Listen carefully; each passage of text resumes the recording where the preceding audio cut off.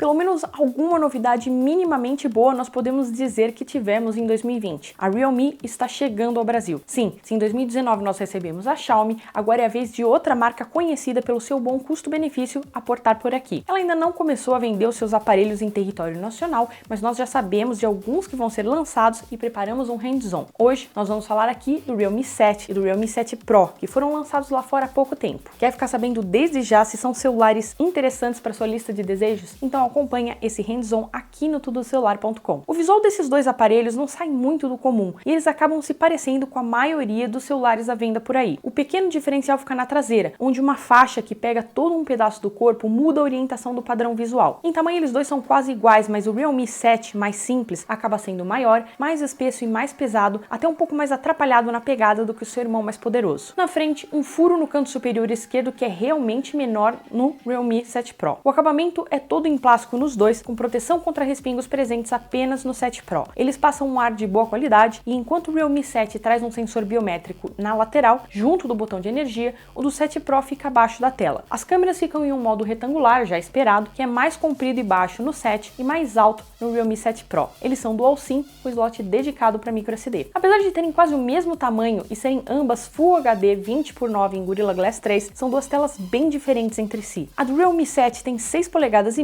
é uma IPS com o extra de ter uma taxa de atualização de 90 Hz. Já o Realme 7 Pro conta com 6,4 polegadas em um Super AMOLED, o que é uma boa para sua faixa de preço. E apesar de ter até mais bordas do que o modelo mais barato, é muito brilhante e conta com uma ótima calibração de cores. A tela do Realme 7 é um enorme diferencial na sua faixa de preço e traz uma fluidez ao uso que não seria possível com hardware nem tão caprichado. Fica difícil a gente escolher aqui entre uma ou outra tela, já que os pretos dessa, que é de 90 Hz, não são tão profundos. O áudio ainda deve passar por mais testes até a análise final, mas nós temos conexão P2 em ambos. O Realme 7, embora não seja estéreo, tem um bom nível. Já o modelo Pro é estéreo e entrega um som bem decente. Se você não sabe, vai ficar sabendo agora. A Realme é uma submarca da Oppo, assim como a Redmi é da Xiaomi e a Honor, pelo menos por enquanto, ainda é da Huawei. São então marcas com aparelhos concebidos para serem bons custo-benefício, perdendo aí um pouco em acabamento, mas trazendo um hardware um pouco mais caprichado. Nós não temos aqui processadores deste ano, mas conjuntos interessantes que nos deixam curiosos para os testes completos que vamos fazer. O Realme 7 tem um chipset MediaTek Helio G95 com RAM de 4 ou 8 GB e armazenamento de 64 ou 128 GB. A gente ainda não sabe quais dessas variações vão vir para o Brasil. O seu irmão tem um chipset Qualcomm Snapdragon 720G com 6 GB ou 8 GB de RAM, com memória rápida de topos de linha e 128 GB de espaço. Se a Realme souber usar bem os preços no Brasil, esses serão conjuntos competitivos. Os testes são simples ainda, né? Foram feitos pelos nossos parceiros italianos do HD Blog, mas não vimos problemas e eles rodaram bem multitarefas e também jogos mais exigentes. Onde você pode ver a diferença com os modelos de última geração aqui? Por exemplo, quando você abre o aplicativo de fotos, na velocidade de processamento de imagens em alta resolução, ou abrindo jogos ou aplicativos de navegação. Mas esses são momentos que não afetam a experiência geral de uso. Em conexões, nada a reclamar. Wi-Fi AC, NFC e GPS em ambos, um Bluetooth 5.0 no Realme 7 e 5.1 no 7 Pro. Android 10 e sistema fluido. Esse é um resumo desses dois celulares com a interface Realme UI. É uma interface fortemente baseada na ColorOS da Oppo, né, obviamente, e por isso traz toda aquela cara mais colorida e cheia de funções de interfaces chinesas. Apesar de algumas traduções imprecisas que a gente encontrou e um pouco de confusão nos menus, elas trazem inúmeras possibilidades de personalização, modo escuro, clonagem de aplicativos, vários métodos de navegação e gestos, barra lateral com atalho para aplicativos e ações, display always on, modo jogos, sem bloatwares ou anúncios e boa estabilidade. Se a tela de 90 Hz é o destaque do Realme 7, é na bateria que está o diferencial do Realme 7 Pro. São 5.000 mAh no modelo mais simples e 4.500 no 7 Pro. Não parece nada especial, mas o pulo do gato está no recarregamento. Usando a fonte de alimentação fornecida na embalagem e o seu cabo,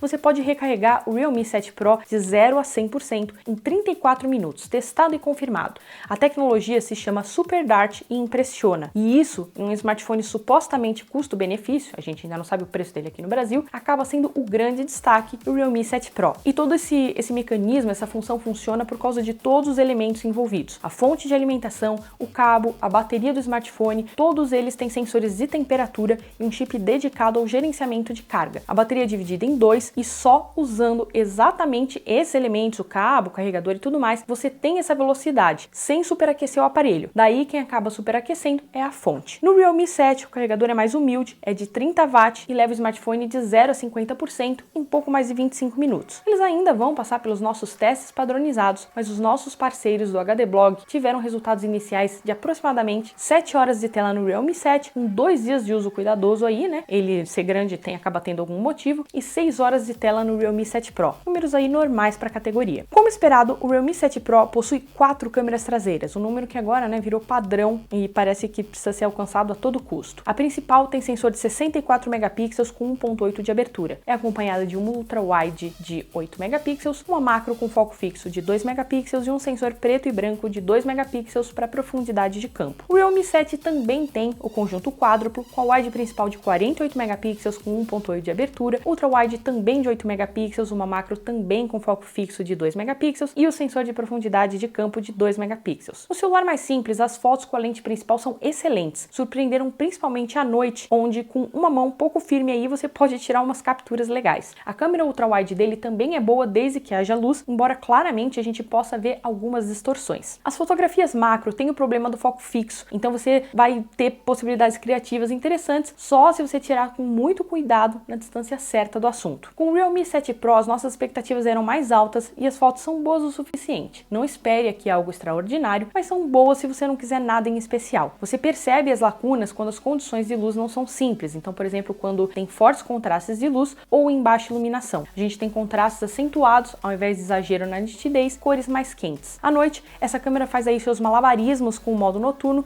desde que não esteja escuro demais. As macros são satisfatórias e as fotos com a ultra-wide são boas para lembranças e registros corriqueiros, mas nada muito além disso. Fazem vídeo a 4K em 30 fps e trazem estabilização eletrônica. As selfies de 32 megapixels do Realme 7 Pro agradaram, mas trazem aquele efeito de desfoque que cria um halo de luz que aparece mesmo durante um dia de sol. Já no Realme, as selfies são decentes graças ao sensor de 16 megapixels e tem muitas opções para você melhorar a aparência, como em todos os produtos chineses. Na frontal, os dois fazem vídeo em Full HD a 30 fps. Lá fora, esses aparelhos chegaram a preços agressivos que começam em pouco menos de R$ 1.200. Aqui, com o dólar alto, a perspectiva não é lá muito boa, mas eles parecem determinados a brigar com a Xiaomi, que inclusive tem trazido valores bastante chocantes ultimamente. E dá pra ver que eles só vão fazer sucesso aqui se eles investirem em preço. A ideia geral da Realme com esses aparelhos aqui é manter o custo-benefício, trazendo um ou outro recurso premium como diferencial. O Realme 7 Pro, por exemplo, tem a tela Super AMOLED e carregamento rápido a 65 watts, enquanto que o Realme 7 tem a tela LCD de 90 Hz. Não são muitos extras especiais, mas são aquele suficiente para atrair alguém que não pode gastar muito e vai ter que ali escolher entre vários e acaba pegando um recurso premium que não encontra em concorrentes da mesma faixa. Resta saber a quanto eles vão chegar no Brasil, mas dá para dizer que não estamos muito confiantes. Se o custo-benefício vier bom, as nossas análises iniciais indicam que esses são dois ótimos aparelhos para competir com marcas consolidadas por aqui. Vamos esperar os nossos testes completos. Mas e você aí? Tá considerando um Realme agora no final do ano? Só tá esperando os preços? Qual é a sua aposta de quanto eles vão custar? Quero saber, deixa aqui embaixo. E você já sabe, os links na descrição vão trazer todos os melhores preços assim que eles forem lançados por aqui. Eu fico por aqui e até a próxima.